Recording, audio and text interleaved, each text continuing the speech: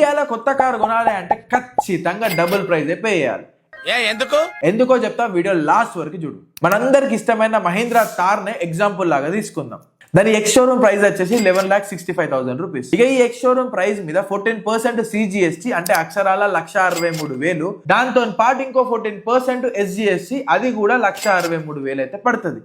దీనికి అడిషనల్ గా ఇంకొక 1% TCS, అదో 17,18,000 పడుతుంది.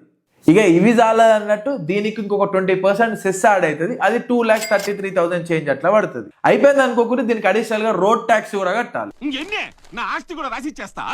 అదొక 2,20,000 వరకు ఉంటది. ఇక ఇవన్నీ తీసుకున్న తర్వాత దీనికి ఇన్సూరెన్స్ కూడా మ్యాండేటరీ కదా, అదో ₹1,00,000 పడుతుంది.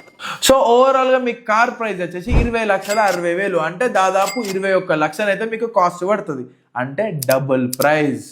నీకు ఇంకో మైండ్ మింగే ముచ్చట చెప్పాలనా, ఈ 21 lakhs నువ్వు ఎర్న్ చేసి ఈ కారు కొనాలంటే ఫస్ట్ 30% ట్యాక్స్ కట్టాలి.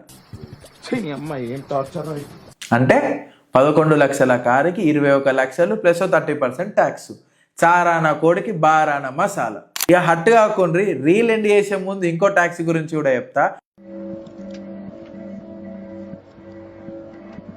అదే టోల్ ట్యాక్స్, పెట్రోల్ మీద కట్టే ట్యాక్స్, బతుకు మొత్తం ట్యాక్స్ల మీదనే పోతాను. అందుకే మీ దోస్తులలో ఎవరైనా కారు నడుస్తుంటే వాళ్ళకి ఫస్ట్ దండం పెట్టుండ్రు, ఎందుకంటే వాళ్ళే ఈ నేషన్ ని డెవలప్ చేస్తుండ్రు. తెలుసు కదా ఈ రీల్ ఎవరికి షేర్ చేయాలో. ఇక తెలుగులో ఇట్లాంటి కార్ కంటెంట్ ఆసాని భాషలో కావాలంటే లేట్ చేయకుండా ఫాలో కొట్టు కాక.